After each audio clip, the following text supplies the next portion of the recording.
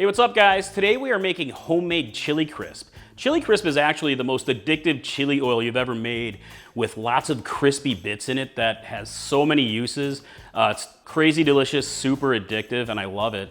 It's actually, chili crisp has been around since the 90s in the US, but it's really only become popular in the last few years. And now there's a lot of brands on the market that are outstanding, but it's really easy to make at home, and you can also customize it to your own spice and heat level. So let me show you how I like to make mine. For the spices, I have 1/4 cup red chili flakes, 1 tablespoon gochugaru, which is a coarse Korean chili powder. You can use paprika as a substitute here. I have 1 tablespoon Sichuan peppercorns crushed up, and that's gonna give you that tongue-numbing sensation that we love. 1 teaspoon sugar for just a little touch of sweetness. I have a 1/4 teaspoon of MSG.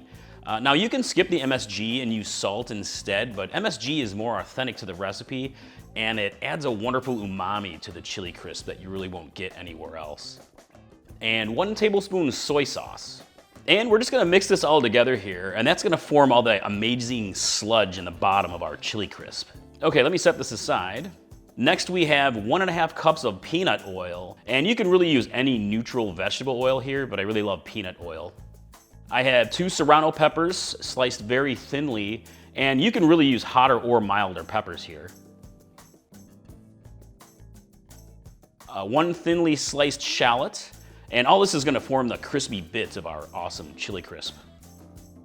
You can use a mandolin to do all this, or just slice them as thin as you can. Plus a lot of garlic. I'm using 10 cloves of garlic here, chopped up very small so they cook evenly. You can really use as much as you'd like. And for some additional flavoring, I'm adding 1 cinnamon stick and 4 star anise pods. Go ahead and heat the oil to a medium-low heat. You don't want to boil it or go too hot, or it really can all burn. So low and slow is good here for 20 to 30 minutes or longer, until everything browns up and gets nice and crispy. All right, while this chili crisp is simmering, let's talk about some of the ingredients. You really have many options for using ingredients here. Realistically, you really just want to have the chili and the crisp. So for the chili peppers, I'm using serranos because I love that heat level, but you can use other chili peppers here. You can go hotter, like habanero or ghost pepper chili crisp, or even Reaper chili crisp. You crazy guys, I know you love some of that stuff. But you could also go milder and use something like jalapenos, or even bell peppers will work for this. And for the crispy part of the chili crisp, I'm focusing on the chilies themselves, and also on garlic and shallots. A lot of people like to include nuts in their chili crisp. Peanuts or soy nuts are very popular. You can crush those up and pop those in. And in terms of seasonings, you can use many different types.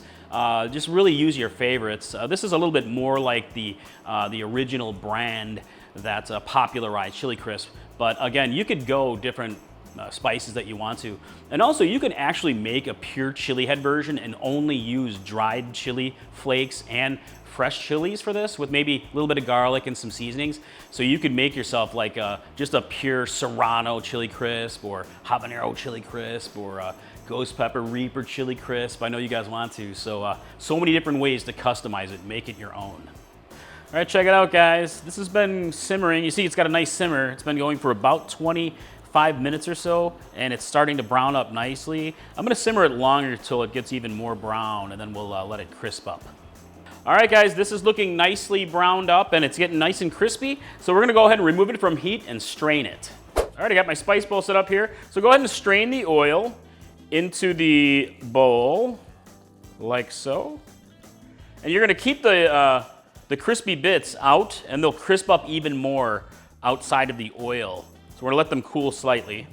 All right, yep, so just if you can take a look at this, actually, you can see all these crispy bits. They're not super crispy yet, but outside of the oil, they're gonna get nice and crispy. But a real quick tip, if they don't crisp up as much as you'd like to, you can add them back to the pan with just a little bit of the oil and slow cook them a little bit longer until they get extra crispy, just how you like them. All right, just giving this a little bit of a stir. And yep, you can see that this is nicely crisped up a little bit more in the air. So go ahead and remove the cinnamon, because that is only flavor builder, and the star anise pods, just kind of get rid of those. And we're gonna go ahead and stir the crispy bits back into the infused oil. This stuff is incredible, I'm telling you. All right. So give it a stir here, and you can look at how delicious it's already looking. It's infusing all that, the oil with all that flavor, those crispy bits, the chili crisp. And you can use this right away, but I like to let it sit for a little while and and infuse the oil even more and just saturate and build flavor. You can even see, like this is my batch that I made a couple weeks ago, and it's almost gone. I need to make more already. But you can see all that delicious, delicious oil in there. It's just incredible. And also all those crispy bits that are in the bottom, it's the sludge, they call it the sludge. And both of those components are just massive, massive flavor builders for so many things. But let's talk about what the heck do you do with chili crisp? Well, you name the food and you could pretty much enhance it with chili crisp. Chili crisp, again, has huge flavor. You can use the oil or the sludge part, the crispy bits themselves, to enhance all kinds of things. You can swirl it into soups and stews. You could use it as part of a vinaigrette, salad dressings. You can drizzle it and spoon it over sandwiches, onto your pizza, onto tacos. Pretty much anything you want. You want it on your ice cream? Go for it, man. It's just so good. I love it in so many ways. But also, I love to make it at home because you can really customize it yourself. If you can definitely buy the store-bought brands, and there's some really great ones, but when you make it yourself, you could make it so much better with your own preferred flavors and heat level. Homemade chili crisp, my friends. I hope you guys love it as much as we do. I think you'll agree it's super addictive, and I think you're gonna wanna make it all the time. So I'd love to hear what you think in the comments below. I'd love to hear what kind of chili peppers you're gonna use for your chili crisp component, and how you're gonna change it up and make it your own. So hey, if you guys are looking for another really addictive condiment, you gotta try my creamy jalapeno sauce recipe. I'll cue that up. I think you're gonna love that one as much or almost as this one. I don't know, I'd love to hear the comparison. So, all right guys, Mike from Chili Pepper Madness. I'll see you in the kitchen next time. Bye.